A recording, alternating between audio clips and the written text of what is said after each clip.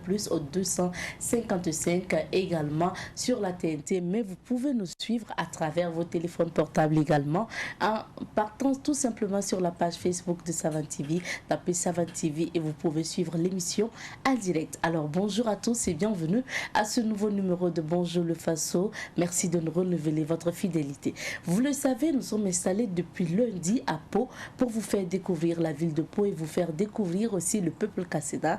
Aujourd'hui, vous allez écouter des témoignages de quelques ressortissants de la ville de Pau qui nous parlent justement de la ville et de la cohabitation entre Kassena et les autres ethnies. Alors, pour la revue de presse d'aujourd'hui, nous serons avec Adèle Semporé qui va partager des informations avec nous. Aujourd'hui, dans la rubrique invité du jour, nous parlons sport, nous parlons compétition de pétanque avec M. Sylvain Sawadogo qui est le secrétaire à l'organisation de la Fédération burkinabé de pétanque et nous allons parler justement de la 8e édition d'une compétition de pétanque à venir. Nous recevrons également des annonceurs sur ce plateau puisque nous allons parler du salon de la publicité et de l'édition. Ça sera tout de suite et maintenant pour commencer avec À la découverte 2.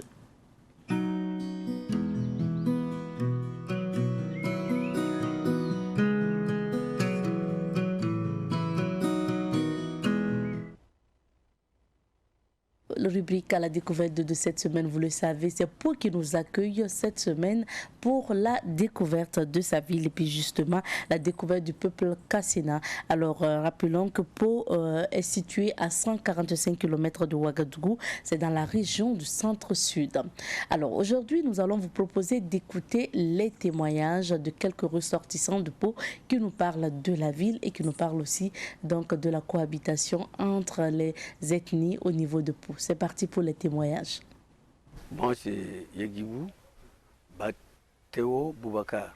Je suis un fonds de la police à la retraite. Nous fréquentons le Ghana, puis chaque matin, il y a des marchés, le marché de Ghana. On les fréquente tous les jours. Tous les jours, quand il y a le marché. Oh non, pas sur le Ghanéen, bon, puis nous sommes des voisins. Et puis nous parlons la même langue. Nous sommes des frères. Quand vous rentrez à Para à côté, à la frontière, c'est la même langue que nous parlons. Sur le Kassem, nous parlons tous. Jusqu'à Navrongo. Bon, le riz, ça vient de Ouagadougou. Mais les ignames, les petits trucs, ça vient du Ghana. Le bois, tout ça, ça vient du Ghana. Les chevrons, les planches. Bon, d'autres maintenant prennent de l'essence au Ghana. Aujourd'hui, au Burkina, l'essence n'est pas presque, c'est pas moins cher par rapport, même, le même prix. À peu près le même prix. Il n'y a plus de différence. Les gens font des petits commerces, l'élevage, comme partout ailleurs. Malheureusement, on n'a pas d'eau ici pour dire qu'on fait le jardinage et tout. On n'a pas d'eau, pas de barrage. Donc c'est un peu compliqué. Ça, c'est le même commerce. Les gens vont, après les travaux champêtres, les gens se débrouillent comme ça. Bon, l'élevage, il n'y a pas d'activité comme ça. Bon, après, les récoltes pour dire, bon, on fait ci, c'est là. Non, les gens se débrouillent comme ça. Il n'y a pas un lieu où, bon, je vais aller faire le jardinage ou ailleurs, ou après les récoltes, où les gens vont pour travailler, faire le jardinage, tout ici, on n'a pas ça. Nous avons des petits jardiniers en allant à Kébélé. C'est une petite retenue d'eau. Mais c'est de décembre, après janvier, février, c'est fini. Je m'appelle Tietambo Assetou. Je suis Kassena. La ville de Pau est très jolie. Il y a tout. Tout ce que les étrangers peuvent avoir. On vend du maïs, les haricots, le riz, les yams qui viennent de Ghana. Je pense ça ici, mais ça vient de Ghana, mais il y en a, c'est moins cher ici. Et quand on peut ici, vous ne vous sentez pas plus ghanéen que Burkina? Non. Non. Nous sommes des Burkinabés, des Kassena. C'est parce que Ghana est plus proche de nous et puis tout est moins cher là-bas. Sinon, c'est pas parce qu'on ne peut pas sentir d'être Ghanéen. Nous sommes des Burkinabés. On s'entend très bien. Il n'y a pas de mésentente entre nous et puis des autres ethnies. On nous sent ici avec des morceaux, des pelles, des bissans.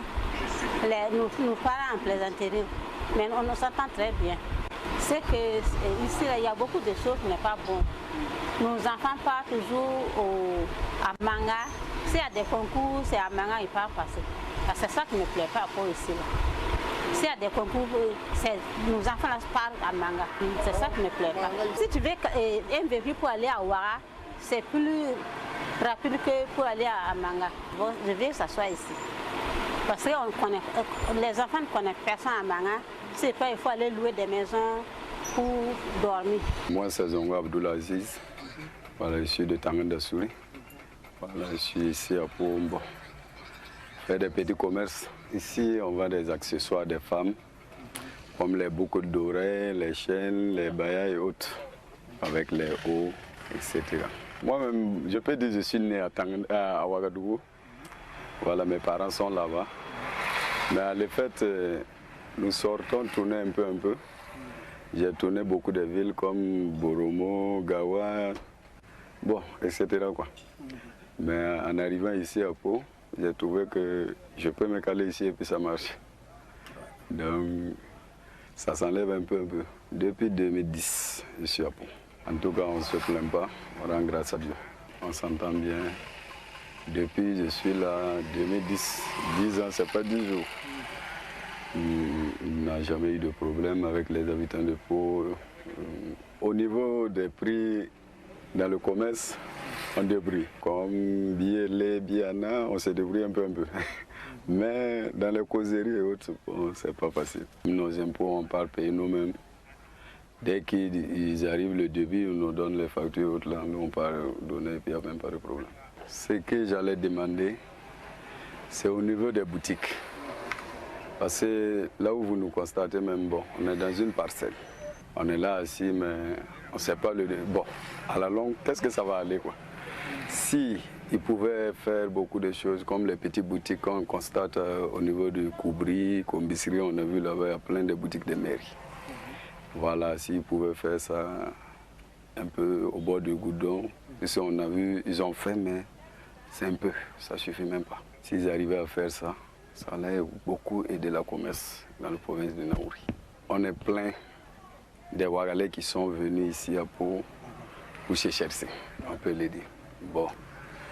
Et puis on a formé beaucoup de groupes aussi, comme des groupes WhatsApp qu'on est dedans, comme la famille avant tout, comme Faso Business aussi qui est à Pau ici. Je les salue beaucoup et puis bon, surtout votre radio aussi, Savane FM et la télé. À tout le temps on vous suit. Merci aux habitants de Pau de suivre Savane Média, d'écouter la radio Savane FM et de suivre Savane TV.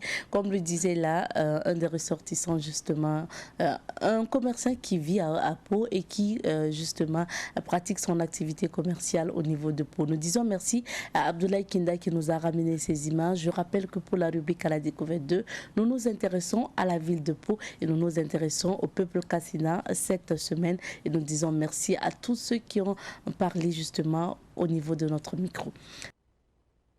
Et elle est bien installée sur le plateau de Bonjour le Faso pour feuilleter les journaux pour nous aujourd'hui. C'est Adèle Semporé que nous retrouvons à présent. Bonjour Adèle et bienvenue. Bonjour Abzetani Kema. Bonjour à tous ceux qui nous suivent en ce moment. Tu es bien habillée. Merci, toi également.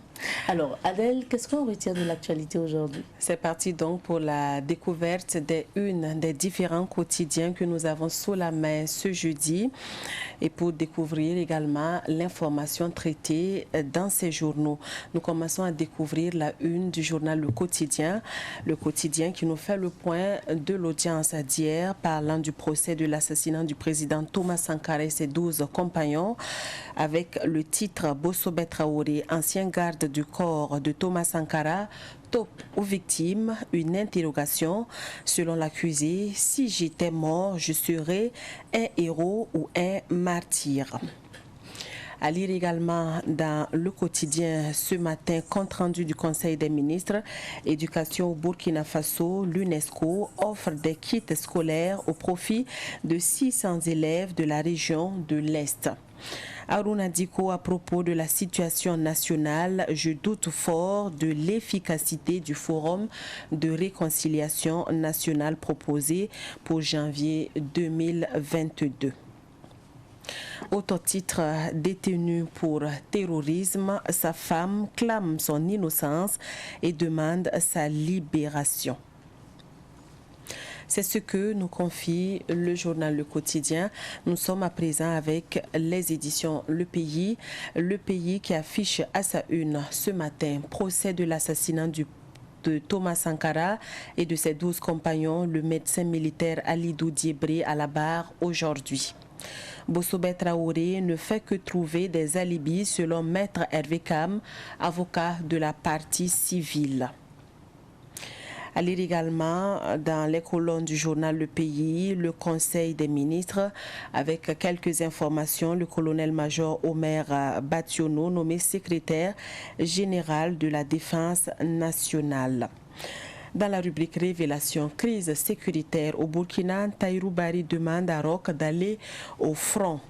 Ramatoulaye, Cheikh Aboubakar Maïga II n'est plus.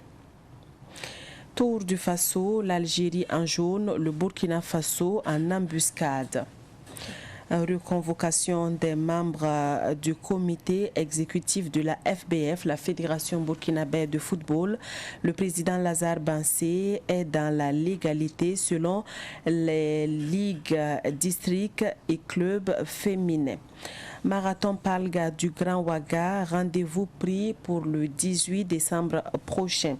Et puis, fruits et légumes, les bienfaits de la goyave. Voyons à présent la une de l'Observateur Palga. Situation d'épuration de Kosodo plongée dans les eaux sales de Ouaga. Procès Thomas Sankara, le médecin Alidou Diébré à la barre ce matin. Marathon Palga du Grand Ouaga, les inscriptions du 2 novembre au 14 décembre. Tour du Faso 2021, l'Algérien Hamza rafle tout à Tenko. Prix Goncourt 2021, le petit Mbougar dans la cour des grands, c'est à lire dans la rubrique Regard sur l'actualité. À lire également dans les colonnes de l'Observateur Palga, le compte-rendu du Conseil des ministres tenu hier.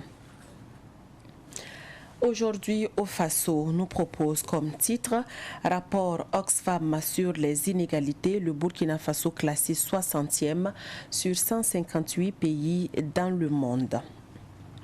Burkina Faso, décès de El Hadj Aboubakar Maïga II, chef de Ramatoulaye. Nexus Énergie Santé au Burkina, un projet qui vise à électrifier les centres de santé ruraux. Procès Thomas Sankara, Bossobé dans l'embrouille, le parquet de moins en moins convaincu. Et dans la rubrique News du jour, on peut lire de l'Élysée monte contre Petronet Mariam. Omer Bationo, secrétaire général de la Défense nationale, décret disciplinaire sur le bac. Ce sont des informations que vous pouvez lire dans le compte-rendu du Conseil des ministres dans les colonnes de aujourd'hui au Faso.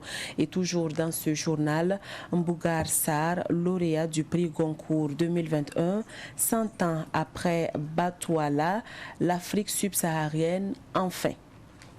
3 Algériens tués au Sahara occidental par des salves marocaines. On ose espérer qu'on n'en viendra pas à la guerre. Allons-y à Bobo Dioulasso pour terminer cette lecture des unes. Et c'est l'Express du Faso qui nous accueille. À sa une, on peut lire ceci.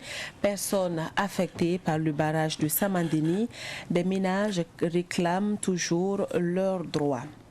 Procès de l'assassinat de Thomas Sankara, Bossobé Traoré était-il la taupe ou une victime? C'est une interrogation du journal. Et dans la rubrique Autant le dire, cette armée nationale mérite notre soutien à tous. Tour du Faso 2021, Awa Bamogo remporte le critérium féminin de Tenkodogo. Arrondissement 1 de Bobo, les meilleurs élèves et enseignants récompensés. Et puis, Zenabou Ouedraogo, artiste comédienne, le théâtre me permet de voir la vie autrement. Et c'est ce que nous pouvons lire comme information dans les journaux. Merci bien. Et maintenant, nous allons marquer un arrêt sur quelques sujets. On va dire que le premier sujet qui fait l'actualité depuis quelque temps, c'est le procès Thomas Sankara. Et nous allons faire le point de la journée d'hier et puis savoir ce qui va se passer aujourd'hui. La journée d'hier était relativement plus courte que les journées passées parce que l'audience a été suspendue autour de midi pour être reprise ce matin avec un autre accusé. Donc, au cours de la journée d'hier, on a pu terminer l'interrogatoire de l'accusé Bossobé Traoré. Bossobé Traoré qui est présenté comme le garde rapproché de Thomas Sankara, la seule personne qui était de la garde de Thomas Sankara aux événements du 15 octobre 1987. Et donc hier à la barre, il a plaidé non coupable, lui et son avocat. Il dit toujours qu'il n'avait pas vraiment quelque chose à voir puisque les avocats de la partie civile l'accusent d'être un espion. C'est lui qui aurait vendu le chronogramme du président Thomas Sankara. C'est lui qui aurait facilité les choses au commando qui est arrivé sur place au Conseil de l'Entente. Mais selon son avocat, son client est aussi victime, tout comme les autres. Et l'accusé a soutenu hier que s'il était mort au cours des événements d'octobre 87, il serait peut-être présenté comme un héros ou un martyr, tout comme Thomas Sankara et les 12 autres compagnons qui sont restés au Conseil de l'Entente. Mais malheureusement, selon lui, il est sorti avec une blessure au bras. Il a bénéficié d'une évacuation sanitaire pour des soins plus appropriés. Et donc, parce qu'il a survécu aux événements, il est présenté comme traître. Il est présenté comme donc celui qui a trahi son patron. Mais il n'en est rien selon lui. Il a essuyé les mêmes souffrances ce jour-là, puisqu'il explique qu'il a reçu une balle au bras, à la coude précisément. Mais selon le parquet, ces explications ne concordent pas vraiment avec le rapport balistique, ne concordent pas non plus avec les informations données par le Centre national d'entraînement commando de Pau où il était. Et donc, le parquet n'était pas vraiment convaincu des explications que donnait Bossobé Traoré.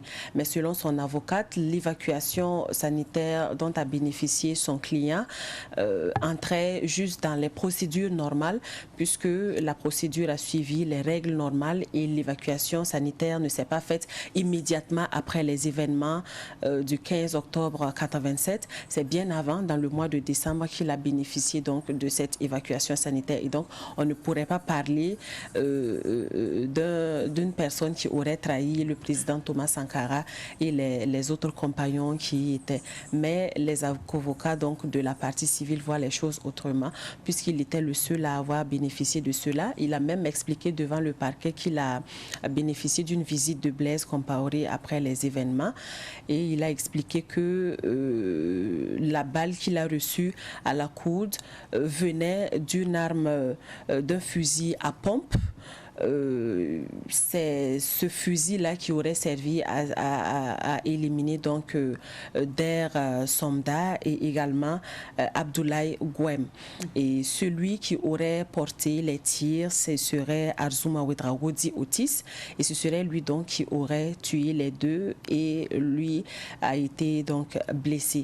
Mais le parquet a demandé pourquoi lui il n'a pas signalé à Arzouma Ouedraogo dit Otis que lui il faisait partie aussi du groupe du commando, puisqu'il est présenté comme le complice qui a facilité les événements. Il dit qu'il ne pouvait pas le dire parce que lui aussi, il est une victime, tout comme les autres victimes. Et donc, l'interrogatoire est fini.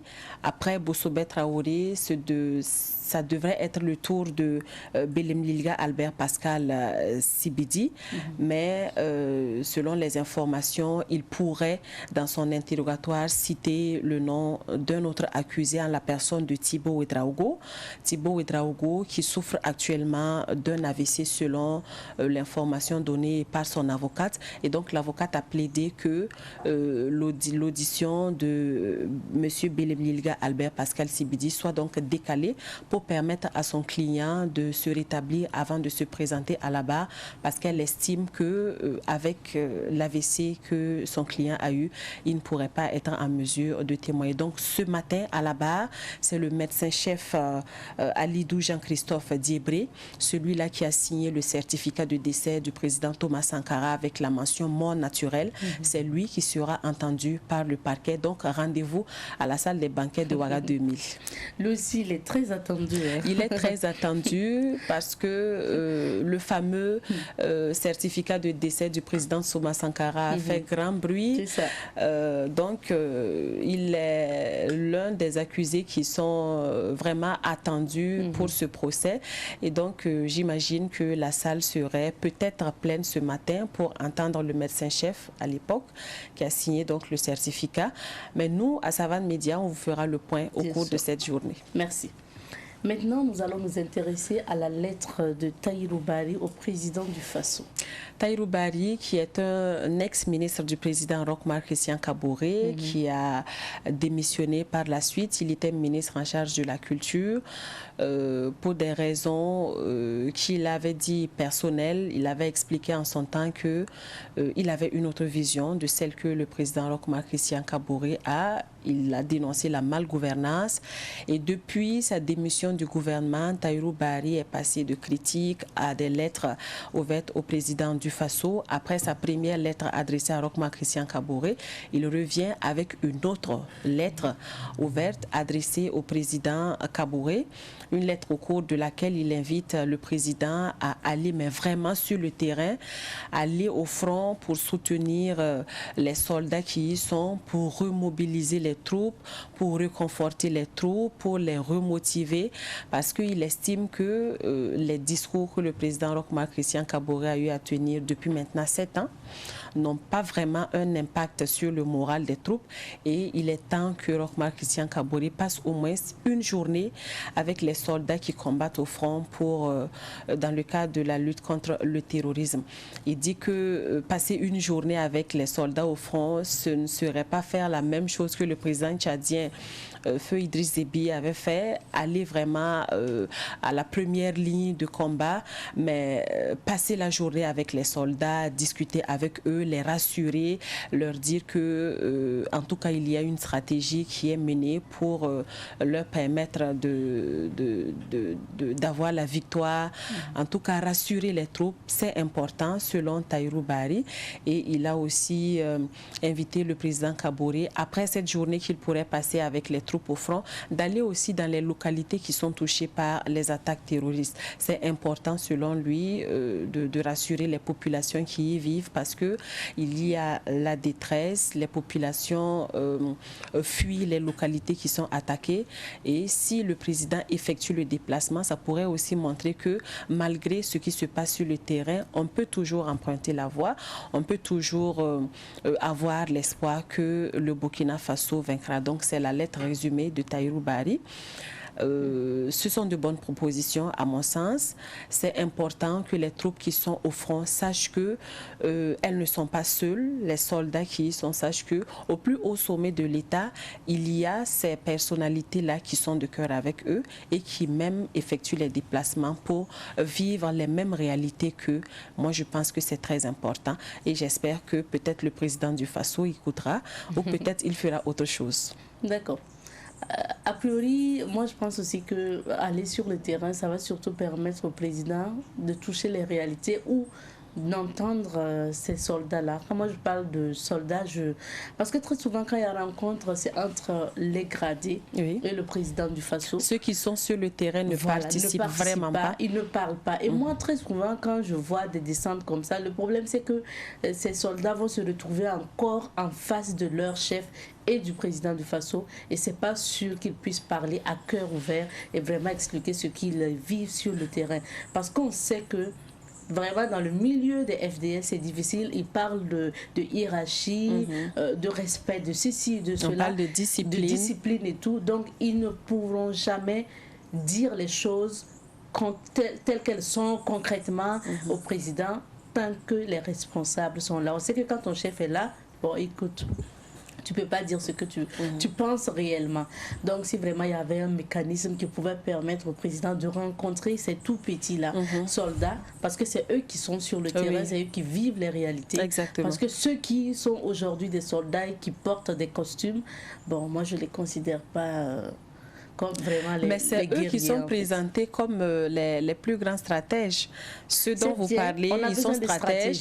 C'est eux, par exemple, qui tracent les sillons pour les combats sur le terrain et ceux qui sont maintenant sur le terrain exécutent. Voilà. Maintenant, si ceux qui sont sur le terrain, les exécutants, comme on les appelle, savent que au plus haut sommet, à la hiérarchie, parce que le président du Faso, c'est le chef suprême des armées. Donc, on suppose qu'il coiffe tous ces stratèges-là qui sont à la tête des armées burkinabè. Et donc, si le chef suprême des armées burkinabè discute ou, en tout cas, passe quelques heures avec ceux qui sont au front, moi, je pense que ça pourrait aider à changer quelque chose. Parce qu'il pourrait voir les réalités que vivent ces combattants. Il pourrait voir que le terrain est vraiment hostile. Il pourrait voir qu'il y a un problème de matériel qui se pose, par exemple. Il pourrait voir que psychologiquement, les soldats sont touchés, ils pourraient apporter un réconfort parce que si vous avez la possibilité d'échanger vraiment face à face avec le président du Faso, ça vous donne un certain réconfort, ça vous dit que le président du Faso, quelque part, pense à vous qui êtes sur le terrain et ça vous galvanise à encore mener le combat. Donc moi, je pense que ce sont de bonnes propositions. Au-delà des stratèges que le président du Faso rencontre, c'est important aussi de rencontrer ceux qui sont sur le combat, pas qu'il aille sur le terrain avec une calache, mais qu'il partage les réalités des soldats sur le terrain. C'est important. Et pour finir, nous allons parler de cette marche des étudiants ce matin même à Koudrou. Oui, il y a une marche prévue ce matin dans la ville de Koudrou. C'est une marche organisée par les étudiants de l'université Norbert Zongo. Et c'est une marche qui veut rendre hommage aux étudiants qui sont tombés dans l'effondrement de la dalle de l'université de Norbert Zongo. Vous en rappellerez. Les étudiants veulent donc rendre hommage à leurs camarades qui sont restés sur les travaux donc, de construction de la dalle de la salle de l'université de Koudrou. Et donc les étudiants ont prévu une marche ce matin. Ils étaient 3 étudiants. C'était Compaoré Baba Ibrahim, c'était également Kaboré Serge Alexandre et c'était Nana Mounira Adjaratou. Ces étudiants qui étaient des stagiaires qui apprenaient les travaux de construction et qui sont malheureusement restés parce que la dalle s'est effondrée et malheureusement on a déploré ces morts et les étudiants veulent dire non à ces pratiques parce qu'ils estiment qu'il y a un certain laxisme dans le contrôle des travaux publics au Burkina Faso, il y a une mauvaise gestion, il y a un mauvais suivi contrôle, il y a un problème d'attribution des marchés, on ne sait pas à qui on attribue le marché, soit par copinage et même si on attribue les marchés, il n'y a pas un vrai contrôle qui se fait sur le terrain et ce sont les étudiants malheureusement qui ont payé le lot tribut. Au-delà de ces étudiants, ils ont aussi dit qu'il y a d'autres victimes qui sont restées dans les décombres des infrastructures de l'État qui succombent avec le temps et qui font également des victimes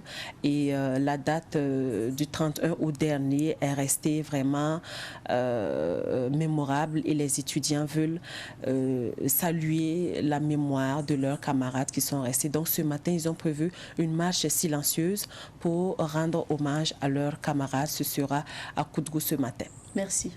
Merci pour la une, les différentes unes et merci pour les commentaires. Merci. On espère que la marche va vraiment interpeller. On se rappelle que le ministre en charge des enseignements supérieurs à l'époque avait promis des sanctions.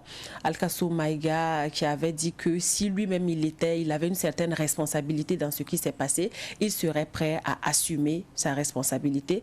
Mais depuis lors, on ne sait pas où on en est avec le dossier. On ne sait pas si l'enquête se poursuit toujours, s'il y a des résultats de l'enquête. On n'en sait rien, mais peut-être qu'avec la marche des étudiants ce matin, on aura de nouvelles informations sur ce drame de Koudrou et on espère que ça va changer quelque chose dans la construction des infrastructures de l'État. Ok. Alors, je t'invite à présent à voyager avec nous. C'est pour justement découvrir les couleurs du temps de cette ville d'affaires. Aujourd'hui, dans la rubrique invité du jour, nous allons parler de pétanque. Nous parlons du championnat d'Afrique des nations de pétanque. C'est un championnat qui va se dérouler du 4 au 7 novembre 2021 au Burkina Faso à Ouagadougou. Et nous en parlons avec notre invité que nous retrouvons juste après ça.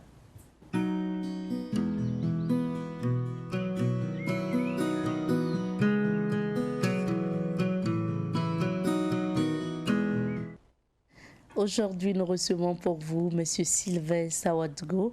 Il est le secrétaire à l'organisation de la Fédération burkinabé de pétanque. Bonjour et bienvenue. Oui, bonjour madame. Merci d'être sur le plateau avec nous. Pour commencer, est-ce que vous pouvez nous présenter la Fédération burkinabé de pétanque? Merci bien. Pour dire, la Fédération burkinabé de pétanque a été créée en 1998 avec comme premier président M. Salif Ouedraogo. La Fédération burkinabé de pétanque compte 22 membres. Actuel président, c'est M. Arsène Maker Kaboré, que je salue en passant pour ce qu'il est en train d'abattre pour la pétanque au Faso. Bon. Et quels sont justement les objectifs et les missions de cette fédération, M. Sawadgo? Les objectifs et les missions de cette fédération est de la cohésion sociale en primo et encore prouver à l'extérieur sur le plan international, former encore des meilleurs qui seront, comme on aime le dire, en haut de gamme pour des grandes compétitions mondiales. Ouais. Mais déjà, la compétition commence au niveau national, n'est-ce pas, pour les boulistes? Oui, la compétition commence parce qu'on a plusieurs compétitions dans l'année. On a le championnat national, on a la coupe Sodibo, des grandes compétitions. On a pas mal de compétitions au cours de l'année. On a la coupe de la Ligue. D'accord. Voilà. Donc il y a assez de compétitions donc, de pétanque. Oui. Alors ce qu'on a comme peut-être préjugé, quand on voit des gens jouer à la pétanque, jouer à la boule, on dit que très souvent ce sont des chômeurs, des gens qui n'ont rien à faire. Ça me fait rire quand on entend ça. Bon, je me dis que pour ces propos, ça date. Ce n'est plus maintenant. Aujourd'hui, on a toutes les couches sociales. Au niveau des joueurs et des amateurs. Tout le monde joue. Quand vous rentrez en province, vous allez voir des fonctionnaires à la descente qui jouent à la pétanque. Il y a pas mal de fonctionnaires qui participent à ce sport. C'est un sport vraiment pratiqué au Burkina par toutes les couches, en fait. Donc, je ne sais pas parce qu'on n'a rien à faire. On n'a rien à faire qu'on vient à la pétanque. Par exemple, on a des gendarmes, on a des magistrats, on a des hommes, presque tous les hommes de tenue, on les a dans nos différents clubs qui sont affiliés même déjà. Ce n'est pas des amateurs, c'est des professionnels. À côté de ceux qui jouent pour le plaisir, qu'on voit très souvent dans nos quartiers et tout, vous parlez des clubs, par exemple, des clubs de boulistes ou des clubs de pétanque, de joueurs de pétanque du moins.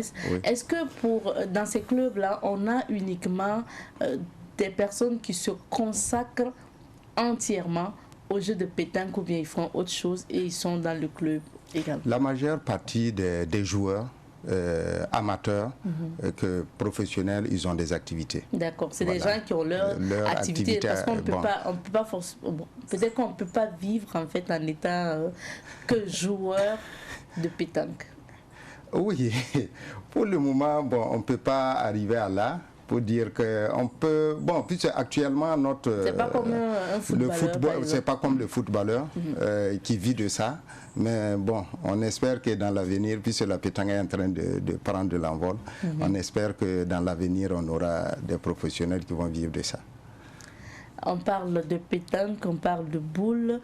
Alors, très souvent, quelles sont les difficultés que la Fédération burkinabé de pétanque rencontre? C'est le sponsoring. Vraiment, on souffre là-dessus parce qu'on n'a pas de sponsor. C'est simplement là-bas que vraiment notre problème est. C'est un sport que les gens n'accompagnent pas? N'accompagnent pas. On essaie de faire comme on peut avec quelques sponsors on ne peut pas citer de nom. Mais à côté des sponsors, quand même, il y a le ministère des Sports qui, en principe, vous accompagne. Qui nous accompagne. Qui vous accompagne. Oui. Mais est-ce que qui vous accompagne conséquemment, avec quelque chose de conséquent? Parce qu'on sait que quand même au sein du ministère des Sports, il y a des sports qui sont des sports rois, bon, des sports qui englobent un gros budget par rapport à d'autres. Quand on prend le football, ensuite l'athlétisme, le cyclisme et autres, on peut dire quand même que c'est des sports très connus qui peut-être arrivent à avoir assez de budget au niveau du ministère des Sports. Qu'en est-il par exemple de la pétanque? Bon, la pétanque... Est-ce que vous n'êtes pas une fédération un peu oubliée ou délaissée? Bon, dire qu'on est une fédération oubliée ou délaissée, c'est trop dire. Bon, je me dis que, bon, actuellement, le ministère du Sport nous accompagne comme il peut. Bon, mais c'est qu'on a pas mal de besoins pour nous-mêmes, que le ministère vraiment essaie de faire de son mieux. Actuellement, il faut forcément que nous-mêmes, en tant que tel, on puisse se déplacer pour chercher des sponsors pour accompagner le ministère. On ne peut pas s'asseoir, dire que le ministère nous aide et rester là, bras croisés, et puis, vous voyez, ça ne suffira pas. Ça ne suffira pas, ouais. Et pour vos entraînements souvent ou les compétitions, de quoi avez-vous besoin très souvent? Bon, on a pour les entraînements, on a besoin des boules. En primo. Ça coûte cher les boules? Bon, ça varie. Ça varie. Il y a plusieurs, comment dirais-je, il y a des différents prix, les qualités. Voilà. Donc, ça varie. Moi, je suis curieuse. Je veux bien savoir, parce qu'on voit très souvent les gens jouer aux boules, à la pétanque. Maintenant, ça peut coûter combien, par exemple? Bon, acheter bon, c'est sur commande déjà, puisque on n'a pas une boutique. On a des boutiques sur place, mais on ne peut pas acheter. D'accord. Oui, mais bon, on se débrouille dans les clubs pour commander avec certaines personnes qui se déplacent, qui varient entre 80 000 francs en allant, le plus bas prix. Donc vous voyez déjà que c'est pas du jeu pour un président de club d'avoir au moins une trentaine de licenciés que tu dois doter de boules. Voilà, même si c'est les 80 000 francs, déjà c'est pas de l'amusement. C'est pas de l'amusement. Ouais. Alors, nous allons parler maintenant de la 8e édition du championnat d'Afrique des nations de pétanque. Alors, présentez-nous plus cette compétition. Bon, cette compétition est une Coupe d'Afrique dont nous, on a invité 22 pays, dont à l'instant que nous, on a actuellement 17 qui ont répondu, oui, qui sont actuellement au Burkina. Ils sont déjà là? Oui, oui. Il s'agit de quel pays notamment?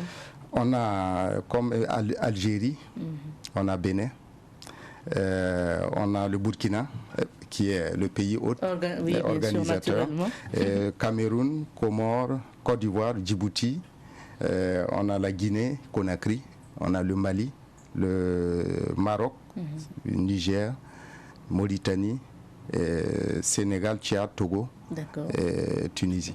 Et la Côte d'Ivoire est le pays invité d'honneur de cette compétition. Oui. Qu'est-ce qu'on gagne si on est pays invité d'honneur, par exemple? Bon, c'est les honneurs. Les honneurs. Comment on le dit, oui.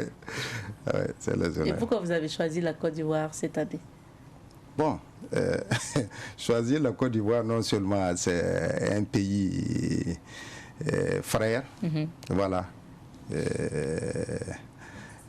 Vraiment. Et chaque année, vous avez un pays invité d'honneur? Puisque, bon, en fait, comme ça tourne, la Coupe d'Afrique tourne, bon, c'est notre première fois d'organiser la Coupe d'Afrique. Donc, sûrement, ils vont choisir un autre pays. La Confédération africaine va choisir un autre pays qui va organiser la prochaine. Et concrètement, comment la compétition va se dérouler au niveau de Ouagadougou? Bon, la compétition va se dérouler par tirage au sort et par match de poule. Ok. Ouais. C'est sur combien de jours? C'est sur... du 4 au 7, 3 jours? Du 4 au 7, bon, puisque en fait, le 4, c'est pour l'installation, les accréditations, tout ce qui est purement technique. Et puis, maintenant, à partir du 5, que l'événement va être lancé proprement dit. Maintenant, oui, vous avez parlé de tirage au sort et tout. Ça veut dire que d'abord, on aura des équipes qui vont s'affronter. Oui. Oui. Bon, chaque équipe monte avec, sauf le Burkina qui présente 2 équipes, avec une triplette, c'est-à-dire 3 joueurs, avec un remplaçant. Voilà, c'est ça. Mais comme le Burkina est le pays organisateur, on l'autorise à présenter 2 équipes. Voilà. Oui, expliquez-nous en fait, ça veut dire qu'on aura des équipes qui vont s'affronter et au fur et à mesure, il y aura des éliminations jusqu'à la finale. À avoir 2 équipes en finale. Tout à fait. Okay. Et il y a le tir de précision aussi, que chaque pays doit enlever un joueur qui va aller tirer. Voilà. Ça, c'est pour? C'est pour des tirs de précision sur les boules, voilà, qui est noté par des arbitres tout autour. Voilà, il y a ça aussi qui est là. C'est vraiment le langage des boules ou le langage du pétanque. Oui. Maintenant, Monsieur Sawadgo, dites-nous comment les étalons boulistes se préparent pour cette compétition. C'est vrai que c'est une compétition qui va regrouper 17 pays d'Afrique, mais pour ce qui concerne les Burkinabés, le Burkina, comment les étalons boulistes se préparent? Bon, comment les étalons boulistes se préparent? Bon, depuis quelque temps, ils sont internés. C'est des entraînements. Jusqu'à présent, en tout cas, la préparation est propre. C'est toujours des entraînements matin et le soir. Vraiment, à vue, ils sont prêts pour la compétition. Ils sont prêts pour la compétition, oui. Vous espérez? Oui, on espère. J'ai foi que nos étalons boulistes vont faire mouche. Parce qu'on parle de la 8e édition, est-ce que les étalons boulistes, justement, ont déjà eu à remporter cette compétition? Oui, on a été champion d'Afrique, vice-champion d'Afrique. On a eu quand même meilleur tireur d'Afrique. Bon, quand même, on a remporté pas mal on a remporté pas mal de compétitions africaines. Est-ce qu'on peut avoir une idée des prix que vont remporter les lauréats? C'est des trophées et des médailles. Il n'y a pas un prix espèce dont vous parlez. Bon, ce que nous, on récompense, c'est les trophées et les médailles. Médailles. Oui. Pas d'enveloppe financière. Pas d'enveloppe financière. D'accord, mais c'est déjà bien d'avoir la reconnaissance. Alors, le championnat d'Afrique des nations de pétanque a lieu du 4 au 7. Oui. C'est où? Ça se passera au Palais des Sports de Ouaga 2000, au sein du palais même. Au sein du palais. Au sein du des palais, sports de Ouaga 2000. Oui. Est-ce qu'il y a le public est invité ou bien il y a des conditions d'accès à ça? Il n'y a pas de conditions. Les conditions qu'on demande, c'est de porter des masques. Ok. Oui, c'est simplement ça. Nous sommes toujours en temps de Covid-19. Voilà, tout à fait. Ok. Donc ça se passera, ça veut dire que c'est déjà demain pour l'ouverture. Pour l'ouverture. Et l'ouverture officielle est prévue pour quand? Pour quelle heure du moins? Pour quelle heure? Apparemment c'est demain à partir de 14h. Ok. Ouais, que tout va on va commencer à lancer. Après la cérémonie d'ouverture, voilà. Il y aura bien sûr les compétitions qui débutent le 5, comme vous l'avez dit. Oui. La clôture va intervenir le 7. Le 7, oui. Est-ce que vous avez d'autres activités à côté? Bon, on n'a pas d'autres activités à côté, sauf que tout se passe au sein du palais. Ok, merci bien, Monsieur Sawadgo, d'être passé sur notre plateau. On vous permet peut-être d'inviter le public burkinabé, amoureux donc de ce jeu de pétanque, à peut-être de faire le déplacement.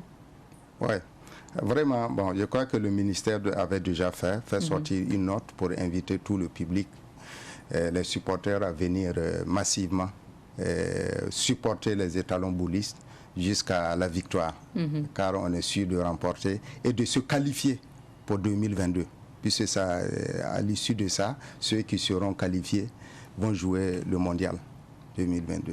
C'est qualificatif. Voilà. Ok, merci à vous d'être passé, puis on vous souhaite encore bonne compétition. Merci. Et c'est l'occasion pour moi de passer le bonjour et de faire un coucou aux boulistes de la maison, parce qu'à Savane Média, chaque soir, notamment à la descente, quand c'est plus calme, on a des experts en boule ici qui se retrouvent en face, parce qu'on a un terrain en face du siège de Savane Média, pour justement lancer les boules. Chaque fois, j'arrive, je les vois, et puis voilà, je me demande bien, c'est par plaisir qu'ils le font, et puis je pense qu'on va aussi dénicher quand même des talents là-bas pour amener au niveau de la fédération et amener au niveau de l'équipe des étalons boulistes. Donc je passe le bonjour comme ça à chef Sibalo, parce que je pense que c'est le président, et puis voilà, Zakaria, c'est vraiment ceux qui sont tout le temps en train de jouer donc au jeu de pétanque à leurs heures perdues. Voilà, merci bien. Merci d'être passé. Je rappelle que dans l'entretien du jour, nous recevions M. Sylvain Sawadogo. M. Sylvain Sawadogo est le secrétaire à l'organisation de la Fédération burkinabé de pétanque. Je rappelle que Ouagadougou abritera donc le championnat d'Afrique des nations de pétanque, ce qui aura lieu du 4 au 7 novembre au niveau du Palais des Sports de Ouaga 2000. Donc c'est demain, vendredi. On vous invite tout simplement à partir, suivre et supporter les étalons boulistes. C'est ici qu'on va s'arrêter pour l'entretien de ce jour. Place à présent à nos annonceurs. Comme chaque jeudi, vous le savez, pour la chronique Bonnes Affaires, vous pouvez passer à notre émission pour parler de vos événements et de vos entreprises comme nos invités sur ce plateau, Bonnes Affaires, et on revient.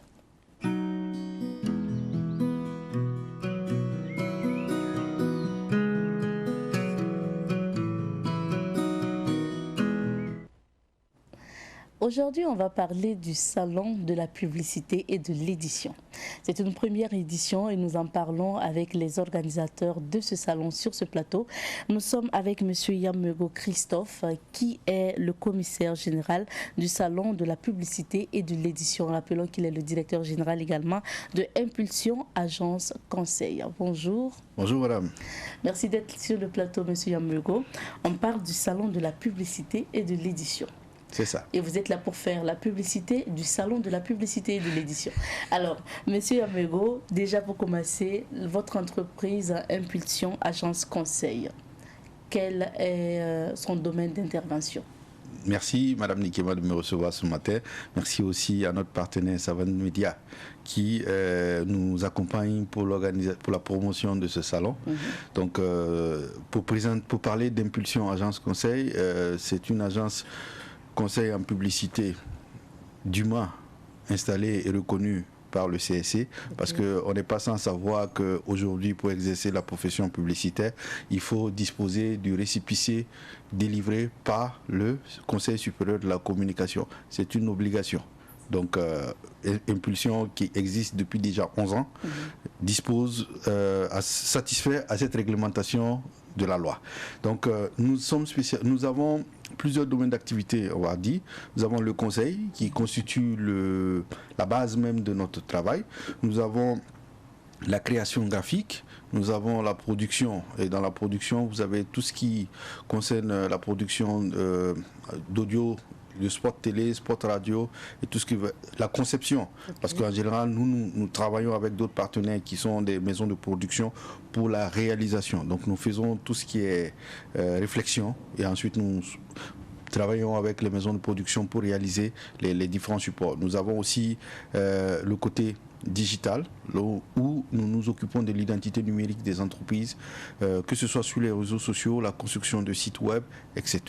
Et aussi, nous organisons des événementiels. Nous avons tel que le salon, aussi pour des clients, lorsqu'ils ont des besoins ou des journées portes ouvertes, des foires, des salons, nous pouvons intervenir pour la gestion de la communication. On peut faire des événements clés en main ou s'occuper d'un volet de l'activité. La communication, c'est vraiment plusieurs facettes. Exactement. Donc, c'est vraiment la publicité, la communication, la visibilité, on va le dire. Tout à fait. Monsieur Yamego, la première édition du salon de la publicité et de l'édition, vous avez décidé de l'organiser. Pourquoi? Eh bien, nous avons décidé d'organiser le salon de la publicité et de l'édition parce qu'aujourd'hui, c'est un pôle d'attraction, surtout pour la jeunesse. Parce que sur 100 entreprises qui se créent au Burkina, 10 sont de la profession. Et cela entraîne beaucoup d'incohérences à l'intérieur parce que tout le monde vient et prétend avoir une certaine compétence. Et je dis ça souvent, on confond connaissance et compétence. C'est deux choses complètement différentes. Donc ça fait qu'il y a des clients qui sont insatisfaits à cause de certains travaux qui ont été réalisés par des personnes entre guillemets professionnelles qui ne le sont pas. Et ça jette un discrédit sur l'ensemble de la profession. Ça, c'est le premier aspect. Le deuxième aspect, nous avons des défis auxquels nous faisons face, qui est les ressources, le besoin en ressources humaines. Nous avons des compétences que nous recherchons qui ne sont pas disponibles sur le marché parce qu'il n'y a aucune formation disponible au Burkina pour ces domaines. Ah oui? Oui. Je prends par exemple le graphisme. Aucune école au Burkina ne forme en graphisme. Aucune école ne délivre un diplôme d'art graphique au Burkina. Il n'y en a pas. Oui. Pourtant, depuis les années 90, on fait la publicité au Burkina. Ce n'est pas possible. Alors que dans la sous-région, vous avez des écoles. Donc, pour trouver dans ces compétences, il faut aller à l'étranger. Et ça coûte cher. Et derrière, ça a un impact forcément sur le coût de nos prestations. Donc, c'est pour ça qu'on a associé les écoles à cet événement, parce que notre objectif aussi, c'est qu'ils touchent du doigt nos besoins pour pouvoir tenir compte de ça dans les modules de formation, pour que quand les apprenants sortent, ils soient plus employables rapidement. Ok. Et le salon de la publicité et de l'édition en abrégé, ça donne SAP. C'est ça. Alors, c'est quoi justement ce salon? Qu'est-ce qui va se passer concrètement? Ok, merci Madame Nikema. Durant ce salon, nous avons ça qui se déroule les 11, 12 et 13 novembre. Nous aurons les 11 et 12 les panels et les expositions. Ça se passe sur le site du CIAO. Donc vous aurez d'un côté une salle qui sera aménagée où nous allons débattre des différents thématiques du thème principal qui est viabilité, innovation des métiers de la publicité et de l'édition, défis et enjeux. Donc nous avons des experts qui viennent de la Côte d'Ivoire, parce que la Côte d'Ivoire est le pays invité d'honneur. Donc dans le domaine de la formation, nous avons le directeur des écoles de l'ISTC, l'Institut supérieur des techniques de communication de Côte d'Ivoire, qui sera présent à Ouagadougou, le Dr Yao Rémi, que je remercie d'ailleurs d'avoir accepté l'invitation. Nous avons l'ancien directeur de la publicité du Conseil supérieur de la publicité de Côte d'Ivoire, M. Dosso Mamadou, qui effectue le déplacement pour venir justement partager son expérience au niveau de la Côte d'Ivoire et voir aussi qu'est-ce qui se fait du côté du Burkina. Donc nous aurons les panels durant 2 jours et les expositions, et le samedi nous aurons les formations. Nous avons prévu, il y a une série de formations qui sont prévues et qui sont gratuites. Pour pouvoir participer, il faut juste s'inscrire. Il y a un lien sur la page Facebook du salon où les gens peuvent s'inscrire et prendre part à ces formations. Le nombre de places est limité, donc ils n'ont qu'à se hâter. En plus de ça, nous avons initié des concours. Le concours, je suis jeune, donc quand je dis jeune, on va dire, mais oui, je fais partie des jeunes, mais c'est pour ça qu'on a mis une tranche d'âge. Les concours sont destinés aux moins de 25 ans. D'accord. Et pour tous sexes confondus, femmes comme hommes. Donc, c'est la catégorie photographie, la catégorie création graphique et la catégorie vidéo. Chaque concours est doté d'un prix de 250 000 pour le vainqueur. Donc l'idée ici, c'est de susciter les passions et en même temps permettre de découvrir des talents. Parce qu'il y a des choses que certains jeunes arrivent à faire avec un téléphone portable qui sont magnifiques. Donc il y a des talents dans la réalisation. Donc nous aussi, ça nous permet de faire ces détections et d'aider aussi à promouvoir. Parce que nous sommes, c'est main dans la main qu'on va construire le FASO. C'est pas chacun dans son coin, c'est ensemble qu'on va faire les choses. Donc comme j'aime à le dire, les aînés ont fait leur part du boulot. Nous aussi, on a à faire notre part du boulot. Donc ce salon-là est notre contribution, on va dire, pour le développement de la filière, crédibiliser la filière et surtout fédérer les énergies. Voilà, parce que on a constaté que dans toute chose, quand il n'y a pas de cohésion, les choses ne vont pas dans le bon sens. Il faut aller ensemble. Exactement. Alors, plusieurs activités, en tout cas lors de ce salon de la publicité et de l'édition. Donc, c'est une première édition, comme on l'a dit. Vous avez parlé d'exposition tantôt. Nous supposons qu'il y a des stands que vous avez disponibilisés. Exactement. Quel est le public ou les structures que vous attendez au niveau de ces stands et puis peut-être les conditions aussi pour avoir un stand? Alors, merci. Déjà, nous avons deux types de stands, des stands de 12 mètres carrés, des stands de 9 mètres carrés, au prix de respectivement de 300 et 200 000 francs l'unité. Mais il faut dire qu'au jour d'aujourd'hui, il ne reste que quelques stands de 9 mètres carrés. Il n'y a plus de stands de 12 mètres carrés disponibles. Les entreprises qui viennent, vous aurez les médias. Des télés, des presses écrites, des presses en ligne. Vous aurez des agences de publicité, des agences événementielles, des agences de photos, des imprimeurs qui seront présents sur le salon. C'est une première édition. On aurait souhaité avoir plus d'exposants dans d'autres catégories parce que nous nous sommes rendus compte quand nous avons commencé à brasser au niveau de la promotion que il y a des partenaires, des gens qui souhaitent venir au salon parce qu'ils recherchent par exemple des fournisseurs, des gens qui vendent les plexiglas que nous utilisons pour ceux qui font les enseignes, des gens qui vendent de l'alucobon, des gens qui vendent les matériels d'imprimerie. Donc c'est un appel que je lance à ces personnes qui sont dans ce domaine pour les dire, ce salon est le leur. Parce qu'il y a des gens qui cherchent cela, mais qui ne savent pas où les trouver. Donc c'est l'opportunité. S'il n'a pas pu avoir un stand, c'est pas grave. Il y aura d'autres éditions. Il y aura la deuxième puis la troisième. Exactement. Donc l'idée, c'est de pouvoir mettre en place une plateforme d'échange, de partage d'expérience et d'opportunités d'affaires. Quand tu viens au salon, c'est pour faire aussi des affaires. Rencontrer de nouveaux partenaires qui viennent du Burkina et d'ailleurs. C'est ça l'objectif du salon, tout bien sûr en construisant une base saine et une profession solide. Voilà. Est-ce que vous êtes aussi toujours peut-être à la recherche ou à la recherche de sponsors ou bien dans l'attente donc de hockey, oui. Toujours des sponsors. Madame, vous avez touché le doigt, vous avez mis le doigt sur le principal. Vous avez mis le doigt sur le principal qui est les moyens, les défis financiers. Effectivement, nous sommes toujours en attente des sponsors. Au jour d'aujourd'hui, nous n'en avons aucun. Aucun. Okay. Tout ce qui est fait sur la base de fonds propres. Nous sommes en train de mener des démarches et nous espérons en avoir. Nous avons des partenaires, les médias qui nous accompagnent, les régies qui nous accompagnent, parce qu'aujourd'hui, actuellement, nous sommes en train de déployer les affiches dans la ville qui ont été gracieusement offertes. Les panneaux nous ont été gracieusement offerts par des régies que nous remercions ici. Nous avons les télés et les radios qui nous accompagnent gracieusement. En diffusant les spots radio et bientôt le spot télé. Donc nous avons la presse écrite qui nous accompagne, nous avons la presse en ligne qui nous accompagne.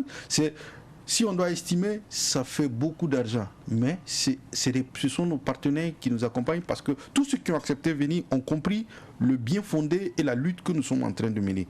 Parce que je dis, nous devons pouvoir vivre de notre activité. Et c'est ça aujourd'hui le défi de la profession. Parce que nous vivons difficilement de notre activité, parce que nous sommes incompris et aussi nous n'avons pas fait grand-chose pour que les gens sachent que c'est un métier. Alors, monsieur Amego, vous êtes dans le domaine de la publicité. Vous savez que pour la publicité, il y a un temps. Et le temps très souvent est court parce que nous sommes en train d'épuiser notre temps. Le thème de cette année, c'est viabilité et innovation des métiers de la publicité et de l'innovation, défis et enjeux. Et de l'édition du moins, défis et enjeux. C'est le thème que vous avez choisi. Exactement. Qu'est-ce qu'il faut comprendre par ce thème? Déjà, quand on parle de viabilité, ça prend en compte en fait tous les défis que nous rencontrons dans la profession. Donc tantôt j'ai parlé de ressources humaines, tantôt j'ai parlé même de la perception que les gens ont de la profession que nous exerçons, parce qu'on pense que ce n'est pas un travail. Quelqu'un va te demander une stratégie, tu vas la faire, on va te dire, tu vas donner ta facture, on va dire pourquoi ça? Parce qu'en Djemé, c'est pas combien bien qu'il peut toucher, qu'il peut présenter à ses amis. Or, c'est cette stratégie-là qui va lui permettre de générer, c'est les milliards qu'il espère. Donc, ça vaut plus que le bien tangible que tu peux acquérir. Donc, L'idée, c'est de vraiment pouvoir poser les bases pour nous permettre de pouvoir accompagner comme il se doit les entreprises. Et nonobstant ce fait, il y a certaines procédures qui ne sont pas connues. Souvent, on reçoit, d'autres pourront me confirmer, des appels des clients qui nous appellent à minuit pour nous demander de réaliser des visuels ou des spots pour le lendemain matin, qui doit passer le lendemain matin à 10h. C'est pas possible. Même si on le fait, c'est du bricolage. Ce n'est pas comme ça que ça marche. Et il y a des clients qui ne savent pas que quand tu vas vers une agence pour travailler, ton besoin, tu dois l'exprimer dans un document qu'on appelle un brief. Ils ne savent même pas, beaucoup ne savent même pas comment ça se fait, ni même que c'est un document comme ça qu'il faut exister. On t'appelle, on te dit non, je veux juste un visuel, ou voilà. Donc, cela fait que les productions souvent sont approximatives parce que tout le besoin n'est pas bien défini. Donc l'idée, c'est d'aider aussi les annonceurs à mieux rentabiliser l'argent qu'ils mettent dans la publicité. D'accord. Voilà. Merci bien. On va rappeler les dates pour ce salon de la publicité. Le salon de la publicité se tient les 11, 12 et 13 novembre sur le site d'ICAO. Donc j'invite tout le monde à venir, c'est gratuit, étudiants, travailleurs, tous ceux qui sont dans la corporation, qui travaillent, quel qu'en soit le niveau, la branche dans laquelle ils sont invités. Les patrons d'école, ils sont invités. Les PME que j'invite à venir parce que y a des solutions qui sont disponibles pour eux, pour les permettre de faire grandir leurs entreprises. Monsieur, on va vous permettre de laisser un numéro. Merci. Donc, je suis joignable au 76 79 55 97, c'est mon numéro WhatsApp. Donc, je suis réactif. Si vous m'écrivez dessus, rapidement, vous aurez une réponse de ma part. Merci. Merci, madame. Nous rappelons, restez avec nous toujours, nous rappelons que nous recevions sur ce plateau monsieur Christophe Yamego. Il est le commissaire général du salon de la publicité et de l'édition. C'est un salon qui va se tenir au CIAO. Donc, à partir les 11 du mois, 12, 13. C'est déjà la semaine prochaine. Bien sûr. Je raccompagne notre invité avec ce clip. De retour sur ce plateau, nous recevons toujours des annonceurs. Cette fois-ci, nous sommes avec quelqu'un de la maison. Nous sommes avec le directeur marketing et commercial. Nous sommes avec M. Abissi Emmanuel que nous recevons. À présent, bonjour et bienvenue. Bonjour Abzeta. Nous parlons de la foire du Philep. La foire du Philep, encore une fois, la foire du Philep, parce que c'est dans 2 jours, c'est le samedi 6 que ça commence. Et nous sommes là pour rappeler aux gens que nous attendons toujours les inscriptions pour les stands. Et la fin des inscriptions est prévue pour aujourd'hui, 17h. Aujourd'hui, 17h. Ouais. Est-ce que déjà, il y a des personnes qui ont réservé leur stand? Oui, nous avons déjà le nombre est presque atteint. Hein. Voilà, le nombre est presque atteint. Pour les stands de produits locaux, il reste peut-être 3 stands. Pour les maquis, il reste juste une place. Et pour la restauration, c'est juste, je crois, 2 places qui restent. Donc les chanceux peuvent se rattraper. Les chanceux peuvent se rattraper parce qu'il y a beaucoup de gens qui ont appelé pour dire qu'ils réservent, mais compte tenu peut-être de la distance et autres, ils n'ont pas eu le temps de venir payer. Donc il y a plus de gens qui ont appelé pour réserver, mais qui ne sont pas venus. Donc c'est les premiers à venir payer, voilà, qui seront attributaires de ces stands-là. C'est normal, hein? Oui, c'est le directeur marketing et commercial qui parle. Non, c'est pas le directeur marketing et commercial. Bon, si toi tu dis que tu réserves et que quelqu'un est venu payer, bon, c'est lui qui a payé. Normalement, c'est lui qui a payé. Non, mais écoutez, un tien vaut mieux que 2, tu l'auras. Ce que tu as sous la main, tu le prends. Parce que celui qui a promis venir peut ne pas venir, peut dire qu'il y a eu un empêchement. Naturellement. Voilà, donc c'est un peu ça. Pour cette foire, est-ce qu'on peut rappeler encore le programme? Qu'est-ce qui va se passer à cette foire? D'abord, la foire du Philep est organisée dans comment je vais dire, dans le cadre du Philep. Oui. Le Philep qui est le festival, n'est-ce pas, international de l'expression de la liberté, d'expression et de la presse. Donc c'est dans ce sens-là que la foire a été organisée pour que les populations se mixent, n'est-ce pas, avec les professionnels du média qui sont censés les servir. Oui. Voilà, donc c'est quoi? C'est une communion, voilà, entre les populations et les professionnels du média, et les annonceurs et autres. Et vu que c'est organisé par les professionnels du média, voilà, les organes de presse et autres, c'est un tremplin pour les promoteurs, et, je veux dire, les producteurs, les opérateurs économiques, les commerçants et autres, de se faire découvrir. Nous aurons à cette fois-là plus de 31 pays. Et quand on dit 31 pays, c'est quoi? Ce sont les organes de presse de ces pays qui vont repartir avec des visuels, avec des éléments. Oui. Voilà, ils vont venir faire des reportages, tout. Donc c'est une occasion pour Abzeta, voilà, qui a un business à côté, de se faire découvrir, peut-être par le Togo, par les États-Unis, parce qu'ils vont venir d'un peu partout. Okay. Voilà. Donc cette fois qui a été organisée dans le cadre du FILEP est une fois que Savane a voulu organiser en partenariat avec le centre de presse Nobel Zongo, pour permettre à nos producteurs de se mettre en lumière, en valeur.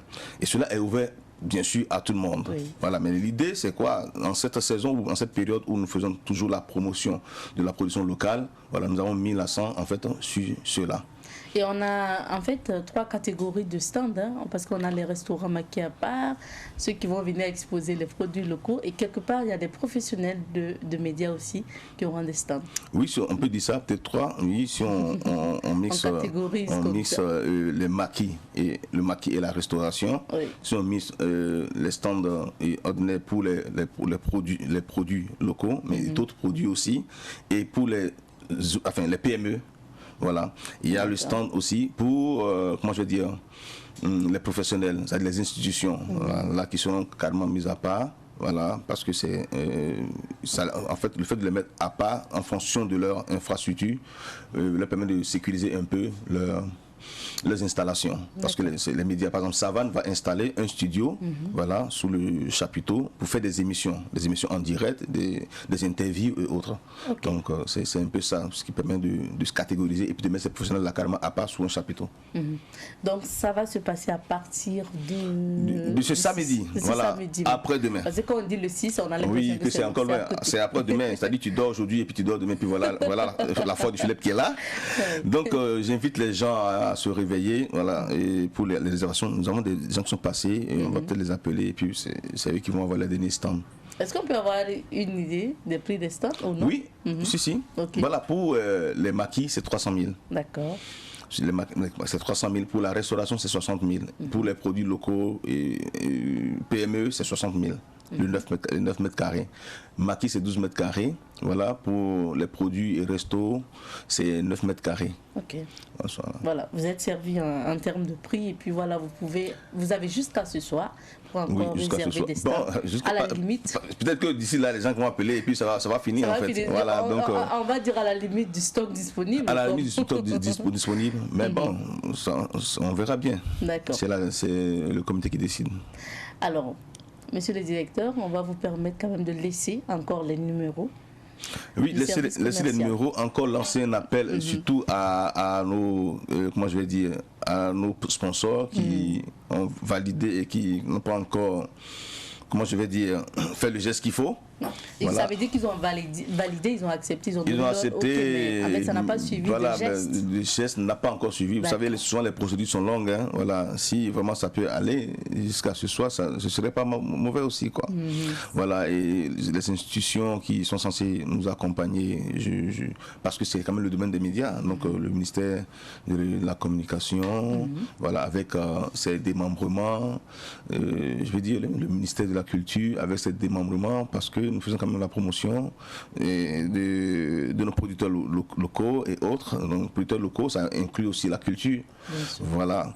Donc, nous avons besoin vraiment que ces gens-là nous soutiennent. Parce que ce n'est pas la foi de Savane, je précise, ce n'est pas la foi de Savane, c'est la foi du Philippe. Voilà. La foi de la liberté de la presse. Voilà, d'expression et de la presse. L'expression, voilà, la liberté d'expression, comme l'a dit François Ier, il dit la mode même est une expression. Donc, l'expression se manifeste dans beaucoup de domaines. Donc c'est une façon aussi pour ces gens-là de s'exprimer, pour montrer un peu comment ils accompagnent la promotion de nos producteurs locaux. Donc les sponsors qui ont promis, qui ont promis et d'autres aussi qui n'ont pas vraiment encore réagi compte tenu des procédures. Bon. Vous les attendez toujours? On les attend toujours. D'accord. Eux, on peut les attendre jusqu'à samedi matin. Oui, quand ils ont des sponsors, bien sûr, on peut les attendre jusqu'à samedi matin. On va quand même rappeler les numéros commerciaux, notamment pour ceux qui veulent encore les numéros pour les renseignements et autres, peut-être, c'est le 63, 98, 97, 73, le 76, 46, 21, 28. D'accord. Je répète, 63, 98, 97 73, le 76 46 21 28. D'accord. Et puis les inscriptions, si tu permets, ça se fait à Savane. Okay. Voilà, ça se fait à Savane. Il y en a qui souvent appellent, font des transferts en monnaie, mais bon, c'est préférable que les gens viennent maintenant, comme c'est le dernier jour, que les gens viennent directement à Savane pour avoir beaucoup plus d'informations. C'est ce que je m'apprêtais à dire. C'est plus simple, par exemple, de se déplacer dans nos locaux pour encore bien vous renseigner, discuter avec notre directeur. Et puis non, voilà. pas avec le comité, avec le directeur. et puis là, c'est pas le directeur, hein, c'est le coordonnateur de la foire. De la foire, voilà. Ouais. Merci d'être passé. Merci à toi de m'avoir reçu. Et puis voilà, à partir de samedi, nous allons nous retrouver au siège du FESPACO pour la foire du filet. La foire du filet avec beaucoup d'animation, le show. Hein. Chaque soir, c'est le show. Il n'y a pas de souci. Alors, nous allons accompagner donc, le directeur marketing et commercial de Savane Média, Monsieur Abissi Emmanuel, qui était là pour nous parler de la foire du filet qui va se tenir à partir du 6 novembre, donc au niveau du FESPACO, avec bien sûr ce clip. Aouitou qui nous permet encore de faire un coucou à tous ceux qui nous suivent depuis Pau, puisque cet artiste est justement originaire de Pau. Il nous faisait d'ailleurs découvrir encore cette culture de la ville de Pau et du peuple Kassina à travers l'architecture murale, la danse et puis bien sûr la richesse culturelle et voilà, artistique de cette localité. Nous passons encore le bonjour à tous ceux qui nous suivent depuis la ville de Pau et au peuple Kassina un peu partout au Burkina Faso. Alors, c'est fini pour l'émission d'aujourd'hui. Merci à vous de votre fidélité à Bonjour le Faso, mais surtout ne zappez pas parce que les programmes de Savane TV se poursuivent. On se retrouve demain, Inch'Allah, pour d'autres aventures. En attendant, portez-vous bien et surtout, souriez malgré tout.